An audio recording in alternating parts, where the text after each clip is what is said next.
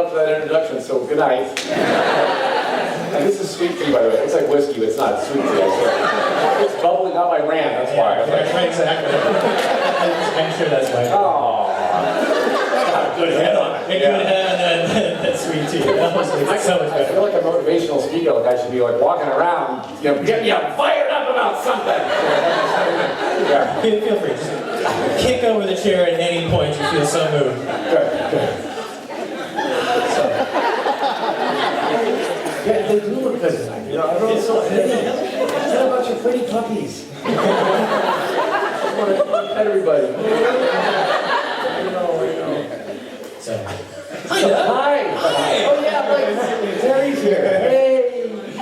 let's talk about a few general things, just to get us started. I was talking with you earlier about some of the things that got you into performance in the first place. Can you tell us a little bit about the things that moved you in that direction, that inspired you as a young person before you actually were a performer? What moved you in that direction? Right. Well, I'm the youngest of 4 boys. So I have 3 older brothers.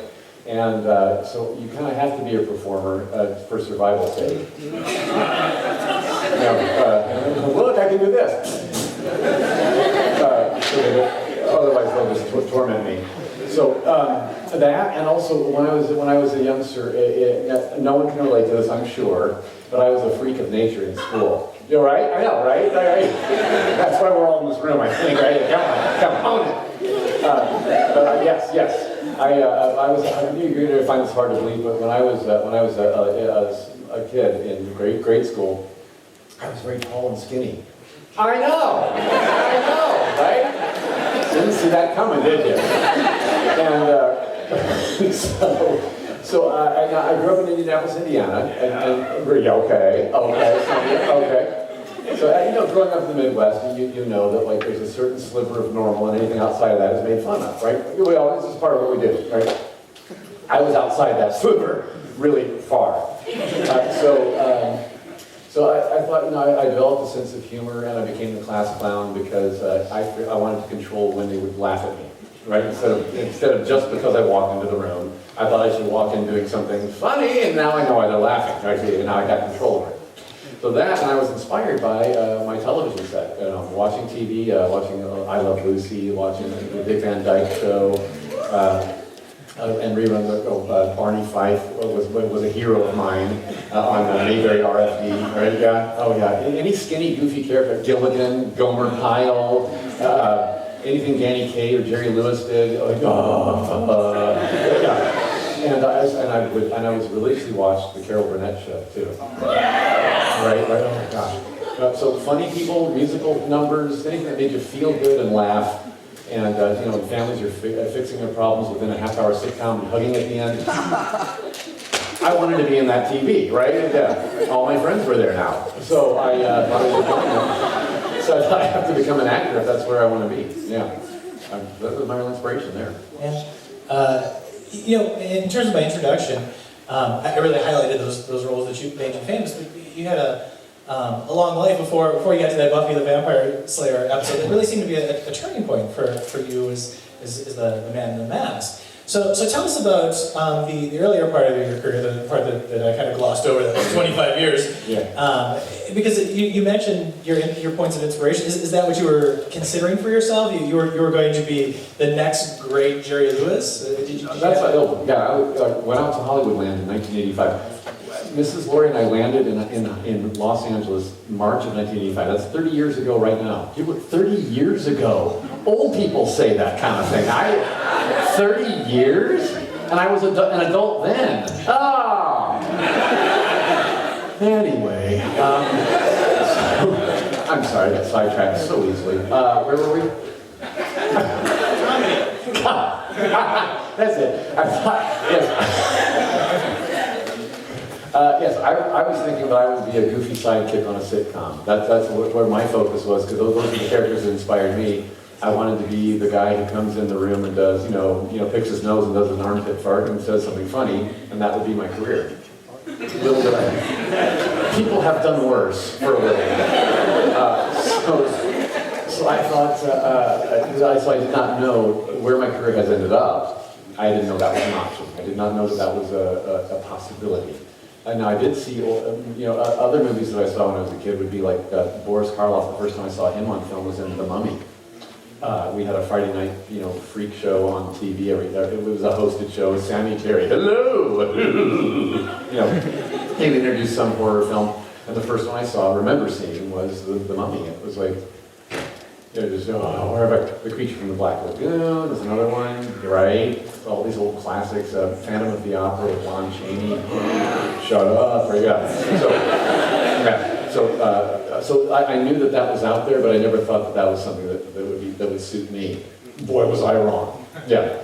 So when in high school, I did everything I could to get on stage, everything from the organized plays to the silly pep rally with a skit in it. I was like, I'll do it. You're in here. I know you are. Right? Then when going to college, I went to Ball State University in Indiana. Some of you are shaking. You've heard of it. Okay, good. I was telling you earlier today that my sensible mother and father would, when you say like, well, what do you want to major in? Oh, I want to be a theater major. What else would you like to major in? Because that's not your option. Sensible Midwestern parents, I get it, sure, you look at the job opportunities, and in Indiana, the film industry's not huge. It's not huge. Granted. So I was a radio and TV broadcasting major. They called it telecommunications. Anybody, does that sound familiar-ish? What do you call it now? I don't know, communications in general, maybe? Something like that? Okay. I don't know what they're like. They're long and unruly, and I just have to let them do whatever they want. Sorry. Where were we? Majored in telecommunications. Thank you. Not called telecommunications anymore. Yeah, right. Thank you. So I minored in theater in college, and here's where my story took its first unexpected turn. I'm in the dorm. I lived in the dorm, and I'm in the lunchroom or the cafeteria of the dorm, and one of my neighbors in the dorm was a senior. I'm a freshman, and he was a senior named Reed Steele, and he would just sit there and watch me a lot, as people do. And then one day he said, I'm sitting at a table with him at lunchtime, and he says, "Have you ever heard of mime?" And I'm like, "Mime what?" And he's, "Oh, like pantomime." Yeah, sure. The white face and the, something like that. He said, "Come see one of our shows. I think you'd be good as a mime." So I went and saw the mime troupe on campus was called Mime Over Matter. I don't get it. It's a play on words. It's a professor here. Doctorate. So anyway, it's mine. Mine for matter. They're getting good. I got them trained. Thank you. So I went and saw one of their shows to see what this mime thing was all about. So I sat right where you are, and then this mime troupe was up on stage for like 2 hours doing one sketch after another, and they're creating worlds that aren't there, and I'm just, people in black leotards with a curtain like that behind them, and just like, and I was laughing, I was crying, I was like, this is such a great art form. And so I ended up joining the mime troupe, and I did that for all 4 years of my college. And by the end of my 4 years as a mime, my body kind of, again, it took over, and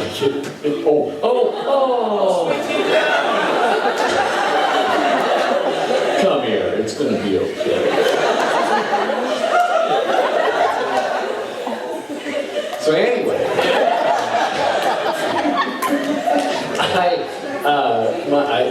mine. Okay, so that kind of woke my body up to the fact that when we communicate with more than just our verbal dialogue, right? And as an actor, you take on a role from head to toe, and so all of this gets employed, not just your voice. So the mime, having the verbal dialogue taken away, you have to tell the story with nothing but your visuals. So that's really where that art form and that skill set was developed in me. And while I was at Ball State too, I also auditioned for and got the school mascot. I was Charlie Cardinal. Yes, I was. Yes, I was. 2 years I did. Junior and senior year, I was. They told me I was the best they ever had. To this day, I don't want to boast, but I just did. You identified that as a significant turning point in your career. You had said something before when earlier when we were talking. Being the awkward person, yes, no one's ever felt that before, but... I'm the only one, I'm sure of it, yeah. But you recognize at a certain point that God had made you for a purpose. Was that one of those moments? Because it seemed like, I mean, now you refine that art, the use of your body in your performance. So is that connected, what you said earlier with that? Yeah, absolutely. Well, because at first I thought, when I look at myself in the mirror as a teenager, and I'm awkwardly growing into this weird shape and form, and oh, is this really where we're going? Oh man. And some of you have done that. I'm involved in that. Even you pretty ones, you feel like there's someone prettier or whatever. Yeah, always. It's terrible. It's terrible. I know. It's hard being hot. I know. It's hard. But anyway,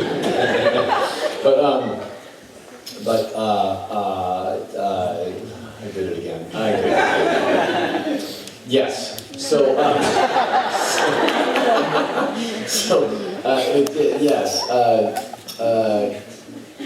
So wondering and thinking that God must have made some horrible mistake when this came out. It's like that's the batch of cookies that went wrong. But as it turns out, now that I have hindsight, and I'm sitting where I am today with the career that I have, and the ripple effect that's created, the effect that I've been able to have on the world around me, I can see that there was a purpose for all of it now, and that God knew exactly what He was doing when He put that DNA formation together. Hopefully there aren't too many of these, because then the world would be a tall, lanky place. I'd like to talk about a few of the characters that you've played, and I'd like to start off with one of the earliest moments where you had a mask, a significant mask, and you created this character with your body. It was in a series of commercials for McDonald's. It was the Mac Tonight commercials. Yes. And now, there we go.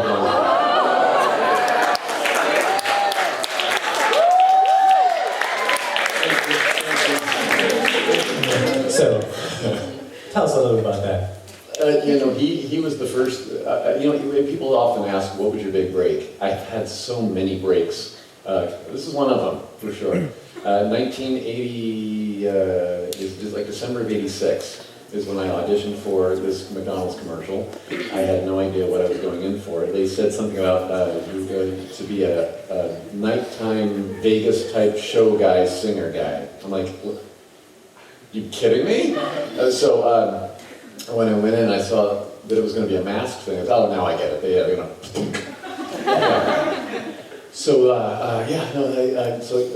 It was a regional campaign for McDonald's. They were trying to beef up their business after 4 p.m. for the adult crowd, because they had kids and breakfast and lunch covered, good business. So they wanted to drive some nighttime business to and so they came up with this cool nighttime character, this crescent moon who sings like Bobby Darin, like when the clock's strike, hey, have a sweet baby. So it was this big song about McDonald's.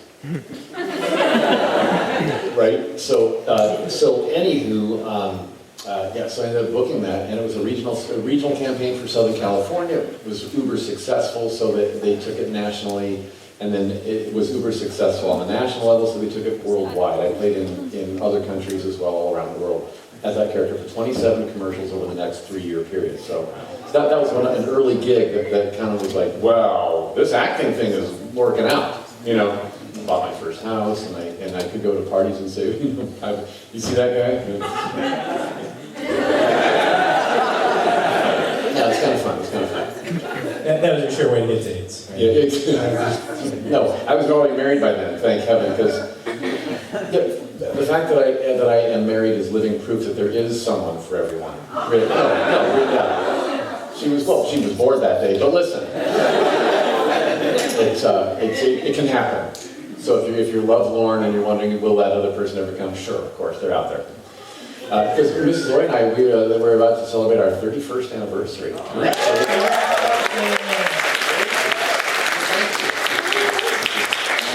I'll give her all the credit for that. But we moved out to, where was I? Why didn't you bring her up? Well, it's great that I brought her up. She's great.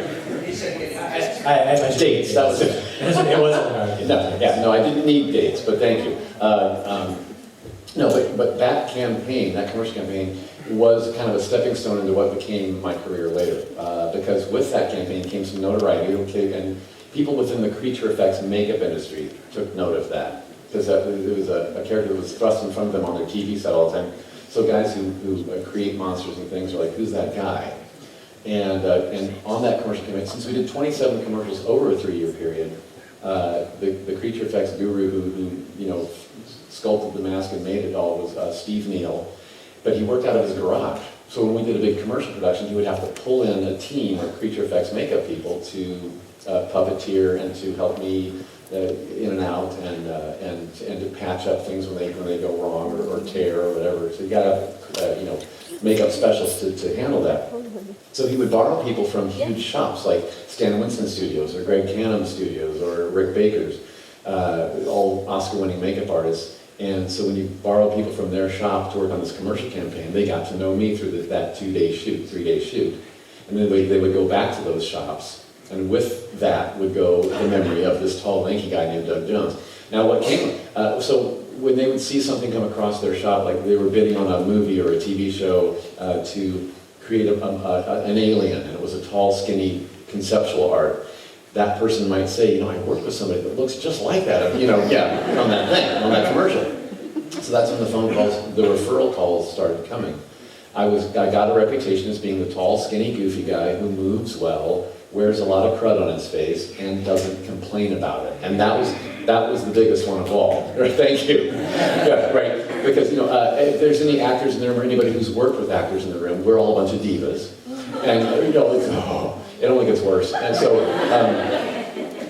so the typical actor response to this, something going on, your discomfort is like, oh, this is odd for me. Does it have to be so hot? It's kind of heavy right there. So when you don't do that, that makes you stick out in the crowd, right? So I was the guy who said yes to doing that job. So what came with that was doing the job, and don't complain about it. Be thankful you're employed. So that's my Indiana upbringing. Yeah. Thank you.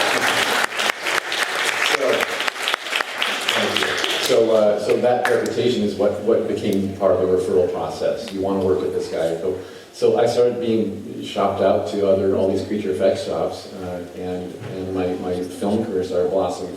So my career kind of forked there. So that's when I would get by referral and doing creature things under heavy makeups, and then I was still auditioning for people parts. So, and I guest starred on a lot of TV shows, a lot of smaller parts in movies, and a lot of commercials with my own face.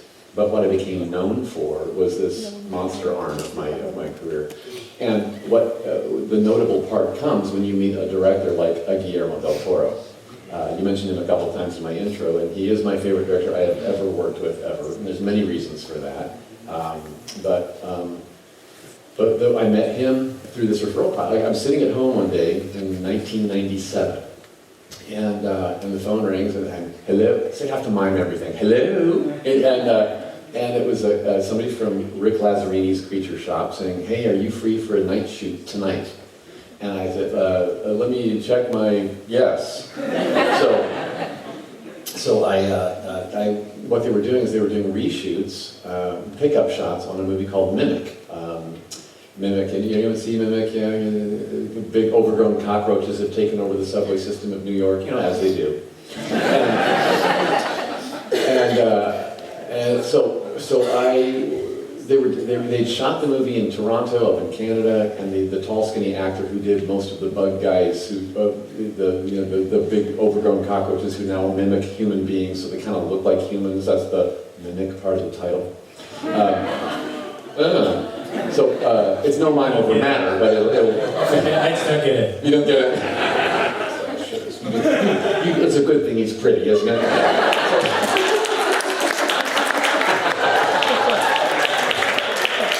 Bless his heart.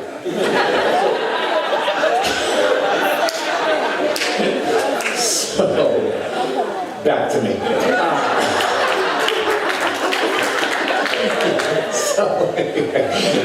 So I go down to downtown LA and we did this night shoot, and I put on this costume, and it turned out the Canadian actor who played the bug guys wasn't able to work in the United States without a work permit. It was just much easier to find a local guy that would fit the costume for these reshoots. So that's why I got the phone call.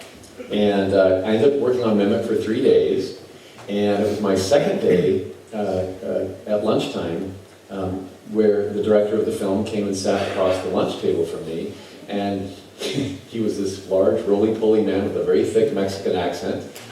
His name was Guillermo del Toro. It was his first American studio film.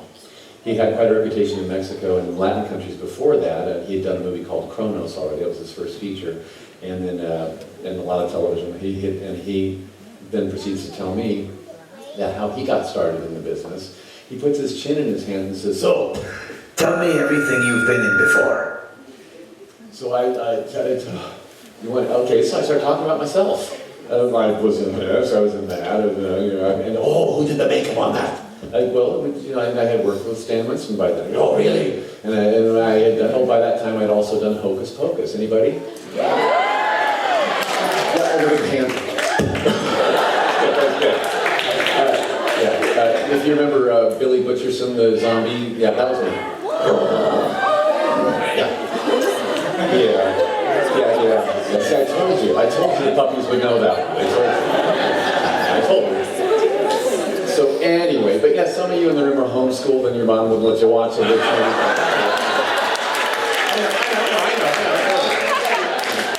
Yeah, you're right there. Anyway, well, it's a Halloween classic, just so you know. So Guillermo was excited to hear all this. He's like, who did the makeup on that? And so Tony Gardner, is he a nice guy? So we connect on this monster making creature effects makeup art level. And so before that lunchtime was over, he said, do you have a card? So I gave him, I happened to have some cards on me. It was a line drawing of my own face that I had done that was duplicated. I drew it myself. And it was a profile of me doing this. And my phone number was like right about Doug Jones. So he looks at it and goes, oh, that's great. And he put his card in his wallet. And then I go on from that job and I do a number of other things in the meantime, including the Buffy the Vampire Slayer episode that came up, the Hush episode. If any Buffy fans, I was the lead gentleman in that. And there might be a slide in that, so there. Scary. Oh, and that's not me. Who pulled the slides? That's my friend Camden Toy there in the front. They're applauding me. I'm on the other side of the camera.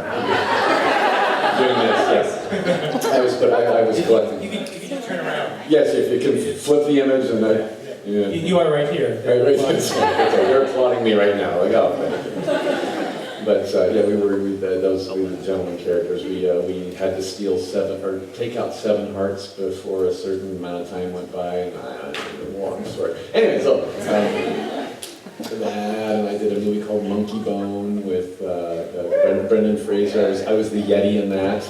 And then I did Rocky and Bullwinkle, The Adventures of Rocky and Bullwinkle. I was an FBI agent in that got turned into a carrot. Yeah. Watch it again, you'll see.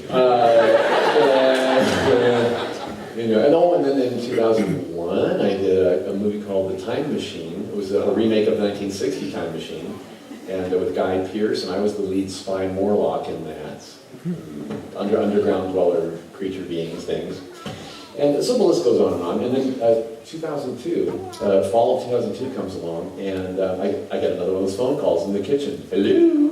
And it was creature effects makeup guru, Steve Wang. And he was out to dinner with a director friend of mine. He said, hey, I'm out to dinner with a friend of yours who's a director. He says he knows you. We were talking about you at the shop today. Oh, I like being talked about at the shop. That's a good sign. You see, that means the job's coming. So apparently what had happened earlier that day was this creature effects makeup shop had, they had sculpted a maquette. You know, a maquette, for those who don't know what that is, it's a scaled down version of the character you're going to play. It's a sculpture, so you can see a 3D image of what that character design is going to be. And they had done a maquette of a creature for a movie, and the director of that movie was going to come in to give it a final approval on that day. Well, legend had, I'll tell you now, that this was the maquette sculpture for the Abe Sapien character, the blue fish guy in the Hellboy movies. And I'm sure we have a slide of that. There you go. There you go. I love this story. The director of that film, of course, of Hellboy 1 and 2, was Guillermo del Toro. I hadn't seen him in 5 years. So he comes walking into the shop. They unveil this sculpture of that character, and legend has it, and I confirmed it really happened. Guillermo del Toro's reaction to this sculpture being unveiled in front of his very eyes, he fell to his knees, and he said, "Oh, I am so fat."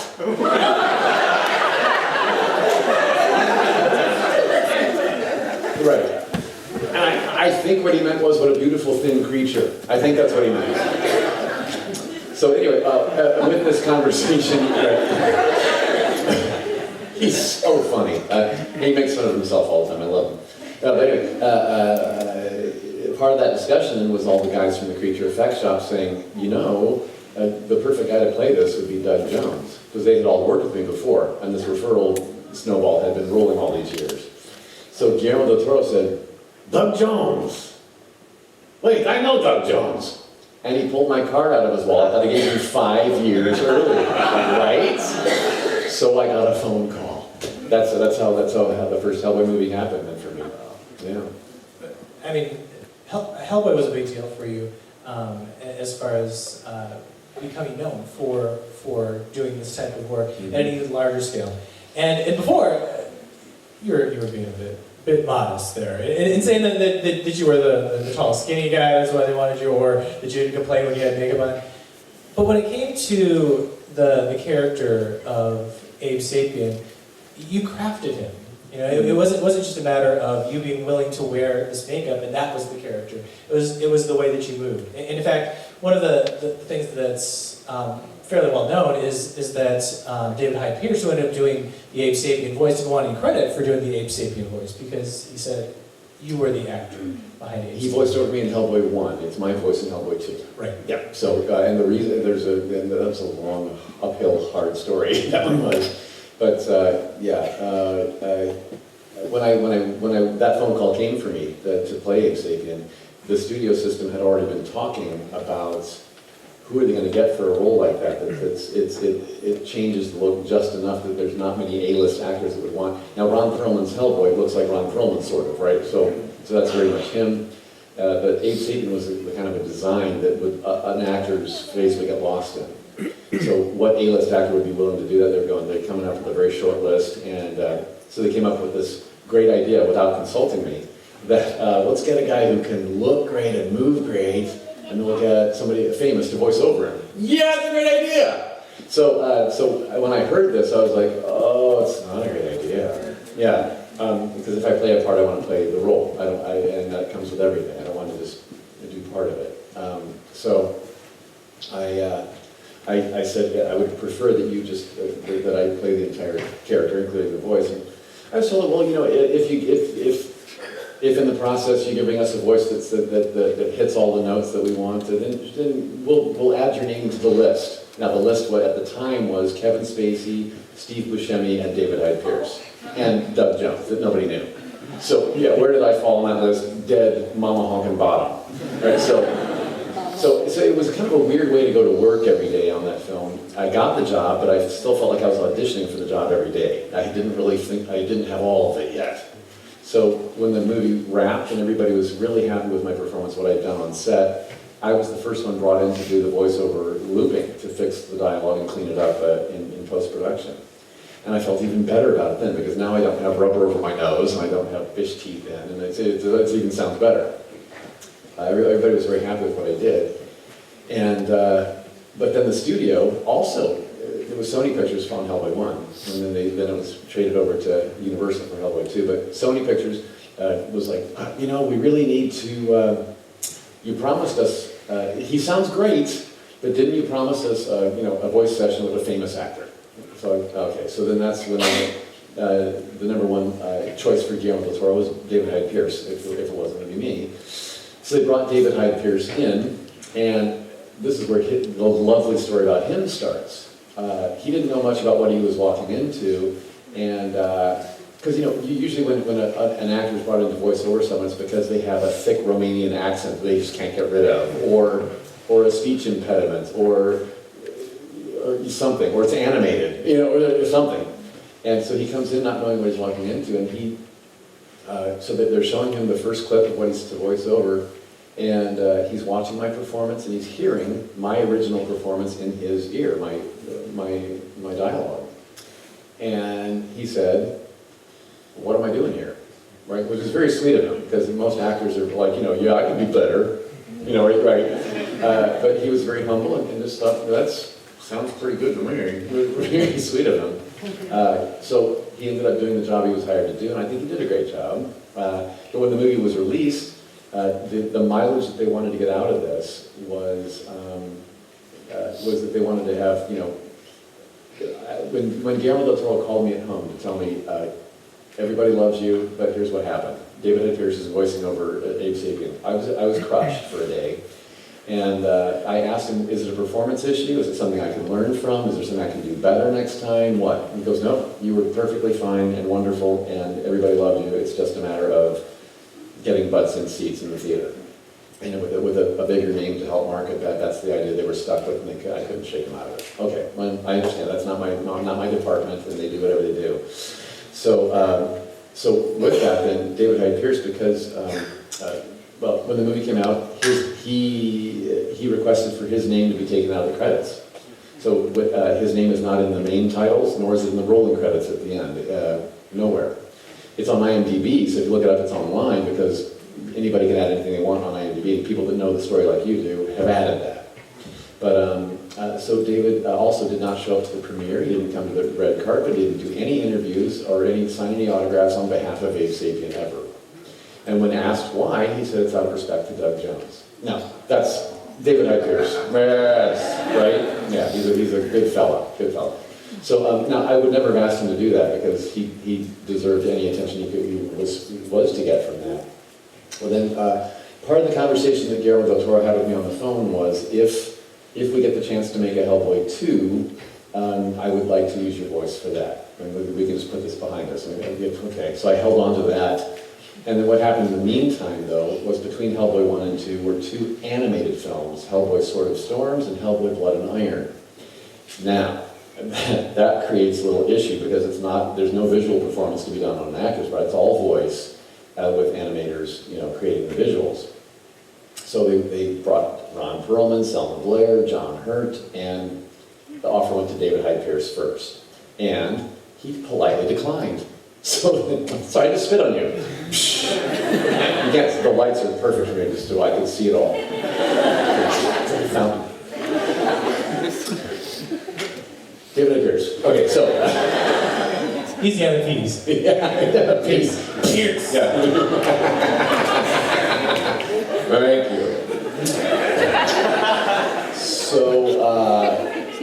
So yeah, he declined, and they just offered me the voice in the animated films, and so that was a great transition period then for me, for the diehard fans who would have followed those animated films, to get them used to my voice, which was not that much different. I was actually directed in the first film to sound a little bit like Niles Crane from Frasier, which was his character he was known for at the height of his popularity. So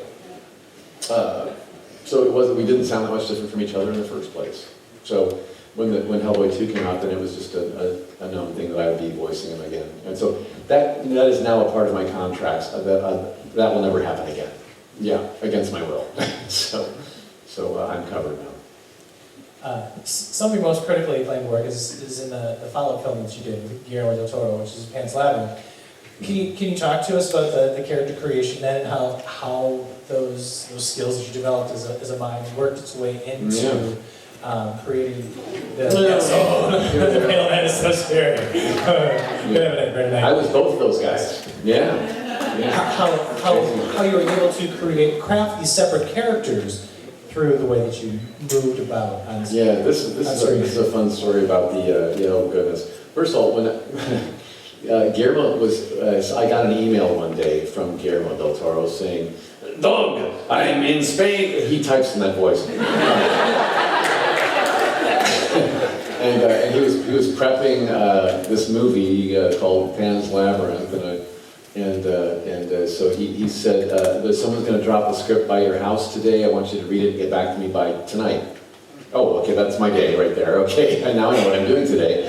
So he said, "The title character of Pan the Fawn is I want you to play, and nobody can play him but you. And there's also this Pale Man character, but have a look at that while you're at it." So first of all, I'm thinking, okay, you know, when a director of his note is telling you you're the only one who can play this part, it's really like, it's a lot of pressure. It's a lot of pressure. It's a lot of pressure. So I read the script, and I was like, yeah. Beautiful, right? Yeah. I was in tears at the end. So I got back to him right away. It was, he's in Spain, so I emailed him back saying, "This is so thank you." All caps, a lot of exclamation points. I love it, I love it, I love it, thank you. And then I went on to read back in his email again that it was going to be in the Spanish language. Oh, yeah. I don't speak Spanish, and I'm the only one who can play this part. I said he talks a lot. So I tried to convince him that I am not right for this film. And can you imagine an actor telling the director that? No, please don't hire me. I did. But I was just terrified that I was going to ruin his movie. And then he said, no, you can count to 10 for all I care. We'll dub over later. Okay, so I was like,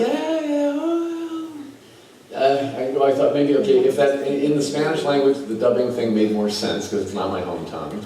So I thought, well, maybe, but I can't count from 1 to 10 with my mouth going 1, 2, 3, 4, 5, 6, 7, 8, 9, 10. And then him trying to dub over that with Spanish that doesn't match. It would have been just a nightmare, right? So I thought, I have to buckle down and learn the Spanish. So I learned it word for word. I got I had an English translation, Spanish translation side by side. I was comparing the sentence structure. I knew exactly what I was saying at all times. I knew what Ophelia was saying back to me at all times.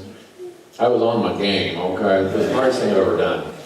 And then add to that, there's a lot of brain work involved, and add to that the physical work that had to come with this too. That guy, but it took 5 hours a day to put on the Fawn character. 5 hours a day. Now, okay, so you have to be crisp and mentally aware after a 5-hour makeup application, right? And I'm in stilts, I'm up this high off the ground. I was 7 feet tall in that character. And little Ophelia was 11 years old. She's this tall. And so I'm 7 feet tall, and framing us together always meant, "Doug, can you squat some more?" You had to build him at 7 feet, didn't you? Thank you. So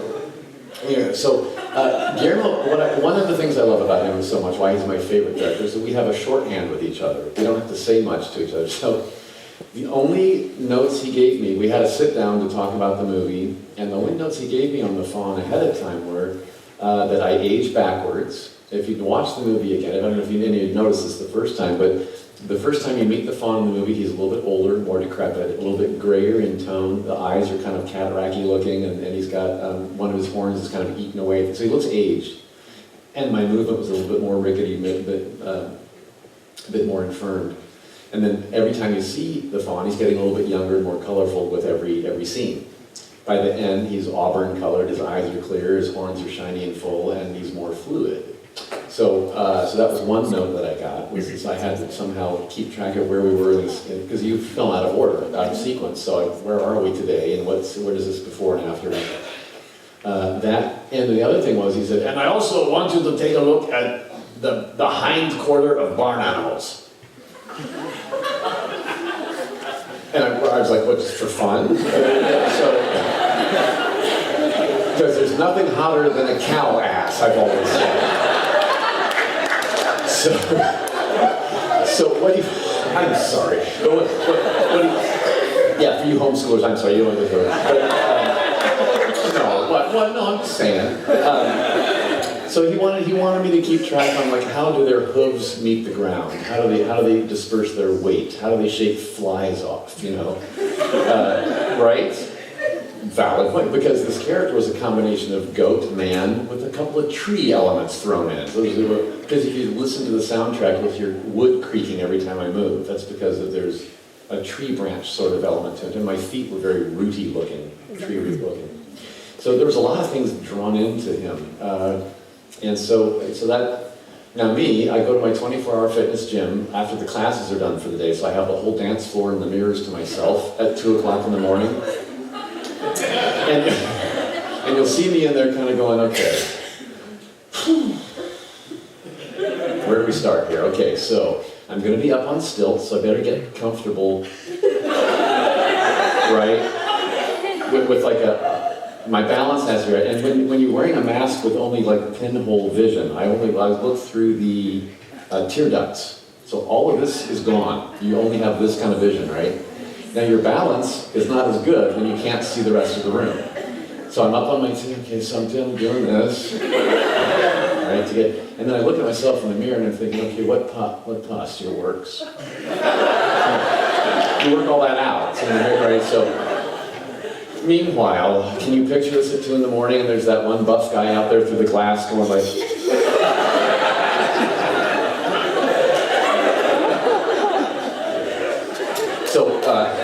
anywho, so that's kind of how the farm sort of came together. The Pale Man, oh dear, he was a frightening beast.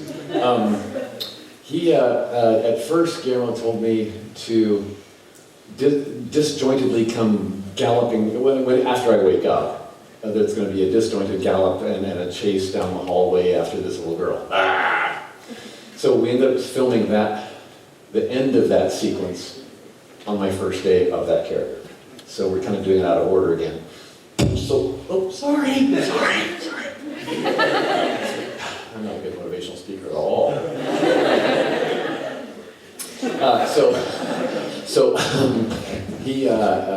So on my first run as the Pale Man, I kind of come out and kind of doing one of these things, that kind of thing. And Guillermo's like, no, not that at all. Okay, so what's take 2 gonna look like then? So he said, give me more of a George Romero zombie. It's like, oh, okay, well now I get it. So it made more sense though, because he's been asleep at that table for who knows how long. And when Ophelia breaks the rules and eats something off the table, that's what wakes him up, right? Now he wakes up, he eats children, and he's got all this extra skin on him, so he probably was big and rotund at one point, and he hasn't eaten in a long time because he's sagging and his skin is empty now. So he's probably stiff, a little stiff, and a little like I am when I wake up from a nap, but it's been, how long has that been? So, okay, he's moving slower. Yeah, so that's where that motion, where that kind of feeling came from was more of a, that. And that coming slowly down a hallway is even more frightening than the discombobulated fasting, right? So it made sense, made perfect sense.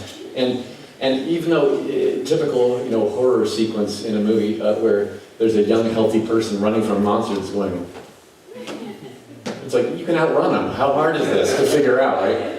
But in the Pale Man's lair, there was no way out, right? He traps children, they tire eventually, he eats them. He has a pile of shoes to prove it, right? So, I didn't write it.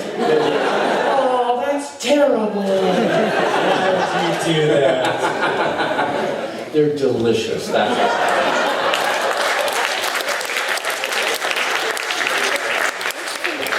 got a front row here of precious.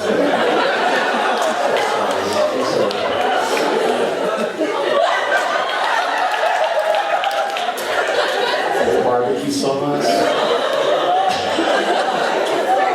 I'm kidding. This is terrible. You're terrible people. Don't encourage me.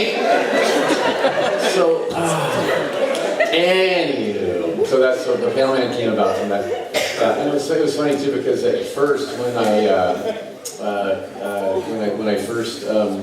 when he first talked about doing the second character, I thought, oh, you cheap tightwad, you want a second character for free, I get it. But he really had a reason for that, because the Pale Man was kind of a creation of the Fawns to set up this one task, this one test for little Ophelia, so he kind of wanted the same actor to carry both, but I still wanted to accomplish not knowing that it was the same guy in both costumes, like you were saying. So they both had their own ecosystem, their own life, their own thing. And now speaking of movement too, another fun moment with Guillermo del Toro. I just love him. I have Del Toro stories for days, so I'm sorry if I'm boring you all to tears with this. But okay. Is he boring you? Thank you. You're very kind. Okay, so back to Abe Sapien in the Hellboy movies, right? Now he's half fish, half man. So there's a fish-man mutant sort of thing going on here. How do you work that into a character? We haven't really discussed this at all. But again, I'm at the gym. I'm looking at myself in the mirror. I'm, doing fish-like things. I had a fish tank in my home office with goldfish in it. And the reason I got those goldfish is because they're calming, right? They have curious heads, so their eyes and heads are doing this all the time, but their bodies are very flowy and their fins just kind of like, in the water, right? It's just very calm, like, everything's going to be okay. Yeah. So I thought I kind of want to have that, I want to have that effect on the BPRD team, the Hellboy team. Because Hellboy is such a brute, he's like this, he's the muscle of the operation. And I was supposed to be the intellect and the brains of the operation, and more of a calming effect on Hellboy. So with that, I thought, well, I would like to mimic that physicality of a curious head and more fin-like limbs that are always in the water, even when I'm not. So I'm at the Creature Effects makeup shop. Several makeup tests happen before a character like this. You have to go in for several fittings and test makeups and all that.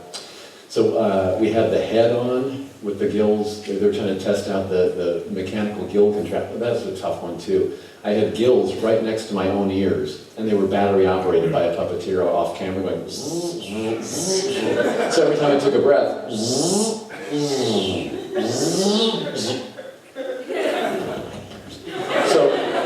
so I'm listening to people, I'm working with other actors, and I can see them like this, right? And all I can hear is, because all I hear is, so I just kind of like wait for their lips to stop, and then it's my turn to talk, I think. Yeah, I think that's how. So it's so hard to say, you got it. I'm not saying that. I'm still not saying that. Okay. So I'm at the Creature Effects shop. They're trying this on, and I had the webbed finger gloves on with those beautiful, like sort of silicone see-through. You could see light through them, the webs. Beautiful. And so I'm kind of standing in the mirror.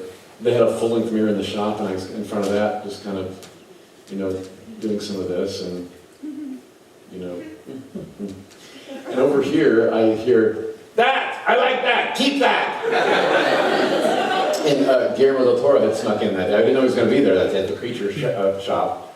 And he saw me doing that, and that's the last we ever spoke about it. Over the course of 2 movies, he never directed me specifically ever again with my movement, because he liked what he saw, and I went with it.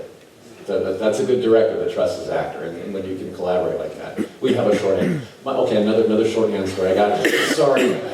Oh, this is my favorite. Hellboy 2, The Golden Army. I played a couple more characters besides Abe Sapien. I played the Angel of Death, if you saw that, with the wings, black wing. The eyes were in the wings and no eyes in the face. He doesn't like eyes in the face for some reason. I don't know. I'm almost blind and deaf and everything I do for him.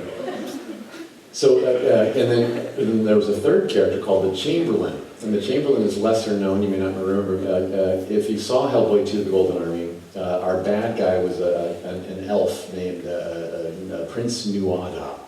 And Prince Nuada was, near the beginning of the movie, is coming back down to the underworld to confront his father, the Elf King, and take over the throne, so he has a showdown with his dad. Before he can get to his dad on the throne room, he has to come through me. I'm kind of like the gatekeeper of the throne room, the Chamberlain. So, hello, welcome home, sire. So this character was really another creaturey looking thing. It was a squared off head with 2 little eyes up here that were mechanically, and it was glued down to me here, and it was my own mouth, and the hands were, I was operating the elbows This was all a fake puppet part piece, and I was down here operating the elbow like this. So I was tucked into the robes doing this, while the forearms were slanging, doing this. And then a puppeteer off camera was also pulling levers to make the fingers move. So I didn't have control. So we really had to work in concert with each other. And they kind of took their lead off of me, when I would gesture with this part of the arm, they would make the hand follow or whatever. It was really quite orchestration. So Guillermo said to me, the only thing is, again, I got no direction on how to play this guy at all. So he said, "Doug, when you play the Chamberlain, I want you to sort of give him sort of a ew." Got it, thanks, that's all we ever talked about. Thank you, let's shoot this, right?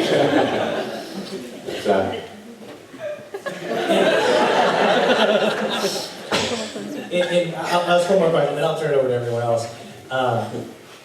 In terms of what you do, you have a passion for it, and you reach this point where it's basically a vocation for you. You understand the way you are is for a purpose, and God created you for this purpose.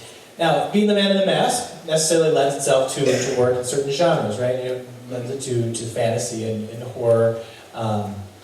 And when it comes to those genres, that the work leads you there, but you really love it, and I do too. I love those genres. But we've been kidding about it. The sort of those of you who've been homeschooled haven't seen this. Christians sometimes are suspicious of genres like fantasy and horror. Yeah. Why do you love it so much? Oh my goodness! Well, I love it because I think superhero movies are very empowering for all of us to tackle the bad guys in our own life, and it gives us an example of standing up for what's right and having the guts to do so, and realizing and the best superhero stories are the superheroes who doubt themselves at first, because we all do. But realizing that you can muster the strength, and there is a source to tap into somewhere that gives you the superpower to fight the villain, And even horror films, I think, can do that, to tackle the demons in your own life, and to work out all those dark corners, to shine a spotlight on all the dark corners of our life, because dark things can lurk and live if we don't put a light on them. And a good horror film can do that, can empower in a way. Fantasy, I think we all need an escape at some point, and escape can take us in a good direction or a bad direction, right? We can become a heroin addict and be out on the street going, "Hey, you got a quarter?" We could go that way with that. That's one escape.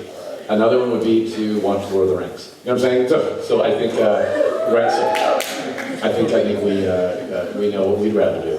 So there's a place for that, and with fantasy comes imagination and possibilities. I think we can think outside the box that is our small life, and realize our life can be so much bigger, and we can represent so much more than just ourselves. And bringing the Christian element into it too. There's so many allegories and metaphors, in movies all the time that sort of mirror the Christ-like image. Even when I played the Silver Surfer, there were elements of him that felt Christ-like to me, very angelic, and that's why I really connected with him and loved playing him so much. And even at the end of Pan's Labyrinth, when little Ophelia she has passed on to the next life, and she's back in the underworld to reclaim her place as the princess, and it's offered to her, "Come sit next to your father." It's like, okay, we know this imagery, and this is good. It drives home the principles and the basics that we have and love and know. So I think there's a place for it for sure. All right. Well, now we'll open it up to any questions you might have for Doug. Oh, you. Yes. Patrick, we talked earlier. For a while, Guillermo was going to do The Hobbit. Yes. Which would have been really cool to see that. Mm. Did he have roles picked out for you already to do The Hobbit? At least one, yes. He never told me what it was. He just said, "I got something for you." Well, no, he knows that. He told me this once before when I asked him. I did the same thing. Like, "Oh, can't you?" He said, "Because." I said, "Well, if we never get to do it, you're gonna kill yourself. So, so he never told me anything before, before it's a done deal. And so I'm kind of glad he didn't, because I wouldn't be here. Yeah, 'cause after a bit, he took himself out of the director's chair because he had other things to get onto, and they were postponing the production multiple times over some legal issues and whatnot. So it was, production was stalled so much that he had to get onto other projects and he had to leave it. So with that went the notion of me playing whatever character that was. So I still don't know what for sure. I don't know. Yes. Can you tell us more about your role in the TV show Arrow? Oh, I was going to ask that. Yeah. Well, I'll tell you what. I dare not let out anything that the CW doesn't want you to hear. It's coming soon, by the way. My episode where I play Jake Simmons, aka the Deathbolt.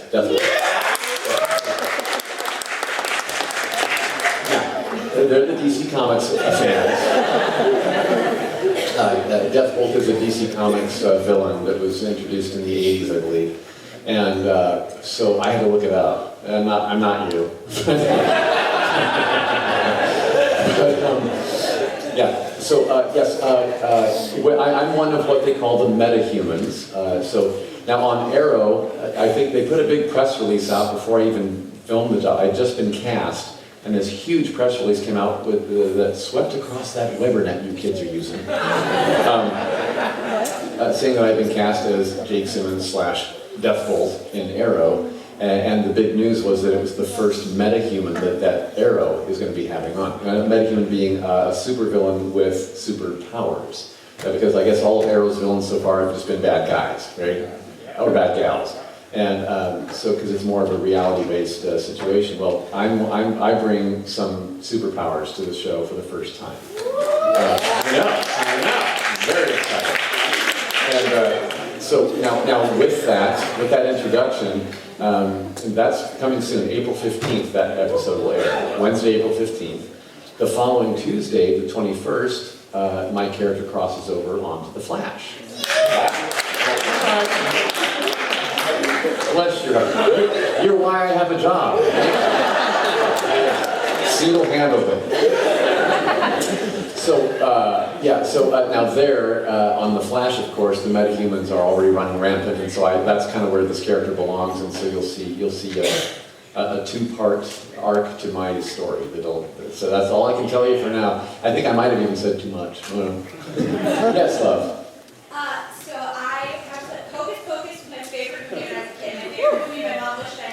Of course, thank you. I wore out the VHS tape. Oh, I have a VHS tape still. So,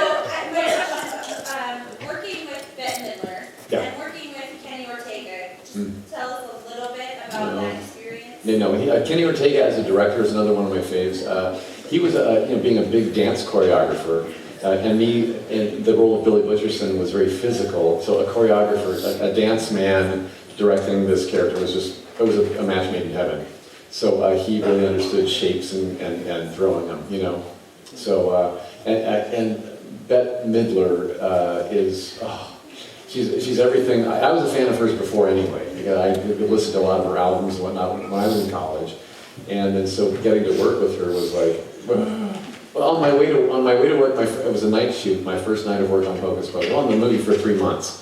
My first night of work, I'm driving to Disney Studios, right? And it was a night shoot. We were going to film outdoors, doing like a scene in a park or something. And I think it was a scene that was actually cut out of the film. But yeah, I know. So I'm on my way to work with the radio on in the car, and I hear Bette Midler sing "From a Distance, the World," one of her hits. I'm like, oh, I'm about to meet her. Oh my goodness! So then, and I go to work, and I'm this far from her nose, and I'm exchanging dialogue with her all night. It's like, that's Bette Midler! That is Bette Midler! Yeah.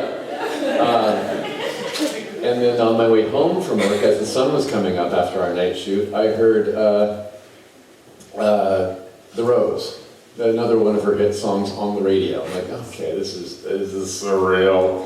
Yeah, she was good. She told me I was very funny in the middle of the shoot somewhere. And I thought that would be a good night to have a light fall on my head and die. Because I would go out knowing that Bette Midler thought I was funny. She's good. She's good. Kathy and Jimmy was so hilarious. You know her from Sister Act as well. She was the big ugly nun. Oh. And Sarah Jessica Parker was also. She was the one I thought, okay, she's the pretty one. She'll be a problem. No, sweetheart as it was lovely and wonderful. Yeah, they were all great. It was a wonderful experience. All of them. We had a 20-year anniversary reunion last year. Well, I'm sorry, 2013. Because it came out in 1993 in theaters. Do you believe that? No, you can't. You're just a puppy. Precious. Well, you and 3 other people, because it didn't do well in the box office. Thank you. Girl, you read. Yes, you're right. Do one more question. It's a comment and a question. Like, I also grew up watching all these movies and I thought you did amazing at it. Thank you. And my question is about Labyrinth. Mm-hmm. When I first watched it, I didn't know it was 11 or 10. I was freaked out. As you should have been at 10, yes. So my question is, what did the actress who played Ophelia, like, what was her reaction when she first saw you, full costume? Good point, yes. Yeah, when you're putting when this is coming at an 11-year-old child, you do wonder, you should worry about that. What's this going to be like? They had her come into the makeup room and watch me get made up.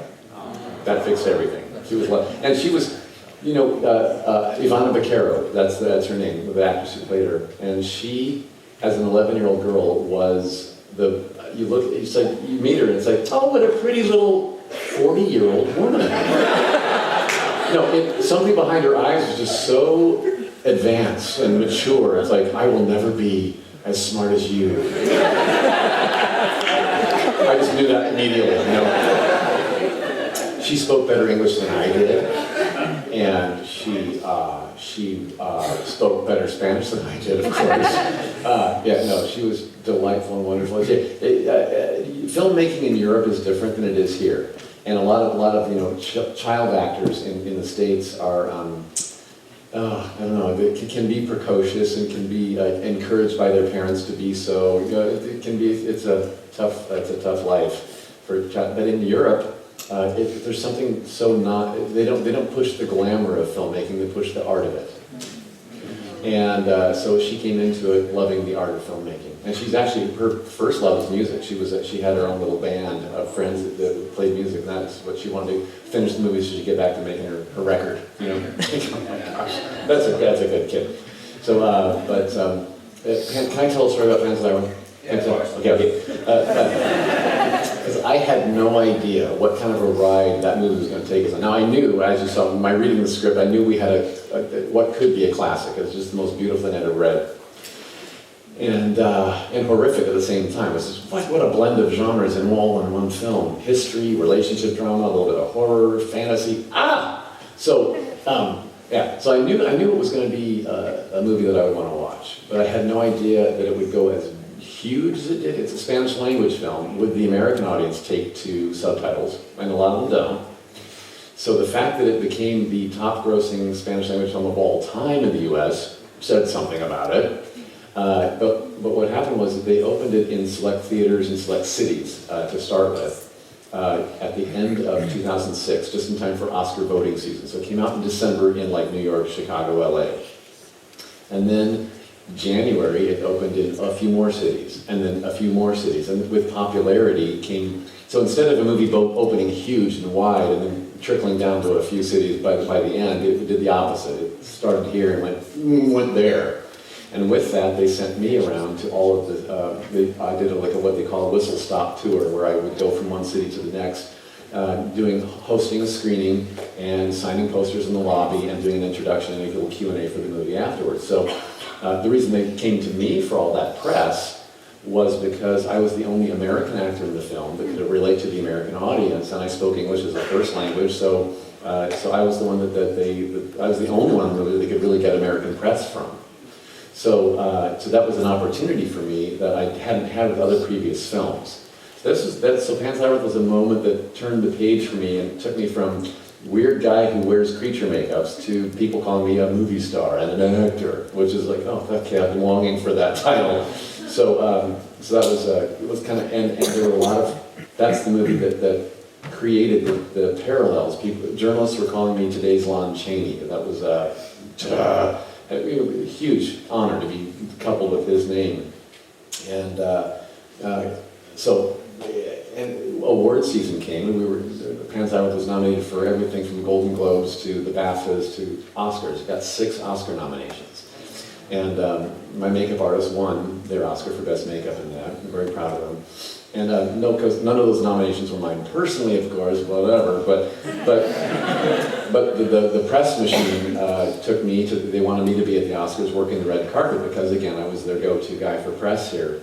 So you know your life has changed when you're on the red carpet at the Academy Awards and you're being interviewed by Joan Rivers, right? I was interviewed by everybody. I was CNN and Extra and Access Hollywood and whatnot. Eat Entertainment Tonight. But Joan Rivers was the one I really wanted to talk to because you know what? She used to do before that Fashion Police show on where she was making fun of everybody's dresses. She used to be the red carpet queen. She was the lady on the red carpet at every award show, every event. She was the one that you had to talk to.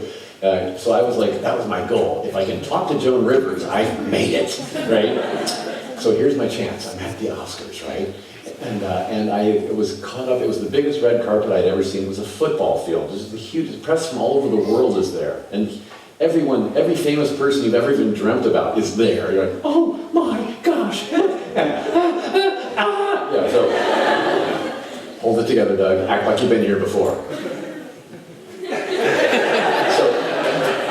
So I'm doing these interviews through the press line, and my publicist is with me. I felt a little tug on my arm. He goes, Doug, Joan Rivers would like to talk to you now.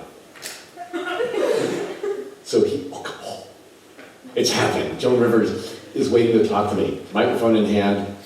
Okay, now they were at a commercial break, and I think she was commentating for the TV Guide network at the time. But the broadcast, of course, was being beamed around the world, they're getting picked up in affiliates in other countries.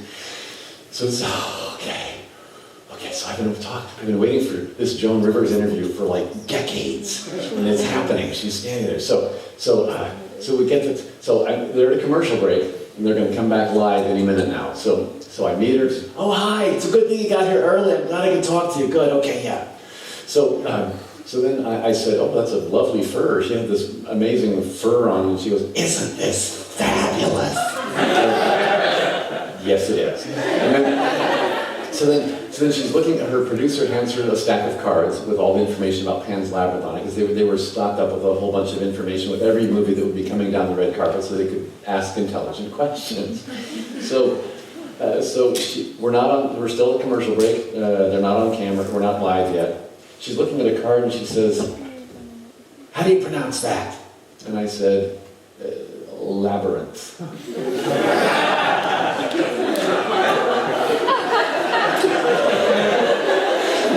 And she said, did you know that before the movie? Yeah. A lot of us did. Yeah.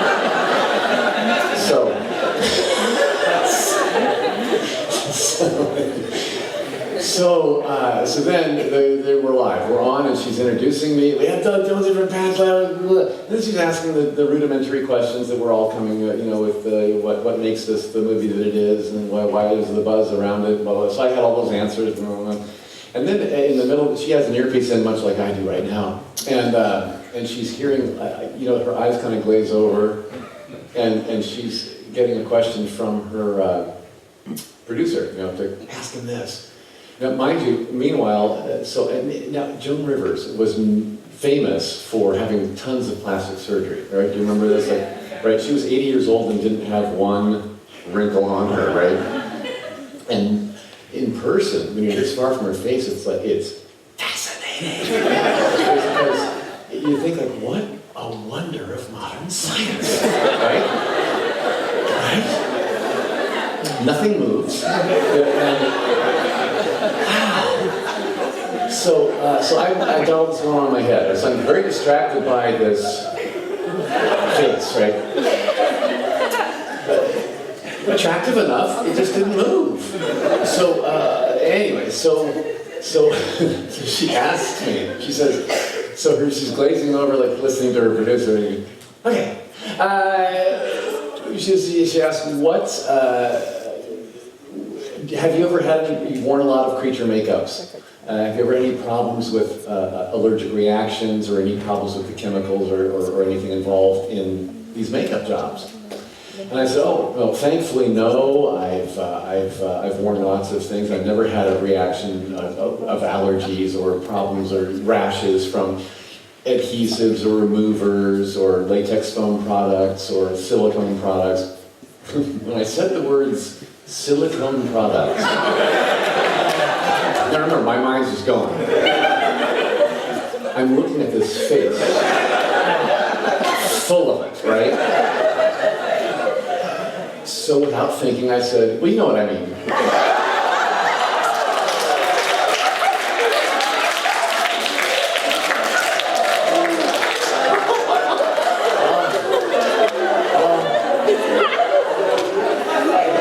In slow motion, you want, get the word back.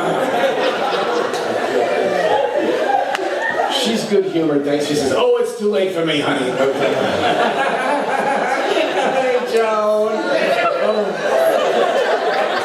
I've waited decades to talk to her and I insult her, right? No, it all worked out. But life-changing experience Pan's Labyrinth was. Thank you for listening. Yes. Yes. Well, the sad thing is... We're out of time. We're out of time. Yeah, no, we are. But the happy thing is that we're moving on with dessert. Yeah. So there's that. Yeah. Right. So this is our plan. We will take a 10-minute intermission. We'll have some desserts. Yes. We'll come back for the award ceremony when we'll talk about the Lifetime Achievement Award. We'll hear the best dressed, and we'll move on to the award-winning films of the festival. Yes. But before we leave, one more round of applause for Doug Jones.